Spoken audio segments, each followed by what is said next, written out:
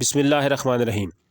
سال 2025 کے دوران پاکستان میں بدترین سیلاب آیا جس نے ملک کے چاروں صوبوں میں تباہی مچا دی، جس کے نتیجے میں بے شمار فصلیں اور مکانات تباہ، جبکہ مال مویشی اور قیمتی انسانی جانوں کو بے حد نقصان پہنچا۔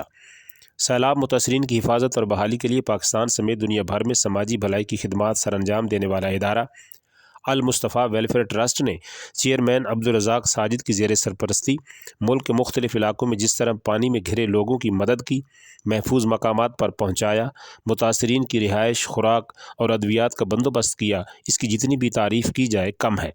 المصطفیٰ ویلفیئر ٹرسٹ کی منظم، مستعد اور جذبہ خدمت سے سرشار ٹیم نے متاثرہ انسانوں کے ساتھ ساتھ مال مویشی کے لیے بھی امدادی سرگرمیاں سر انجام دیں اور متاثرین کی بحالی میں نمایاں کردار سر انجام دیا۔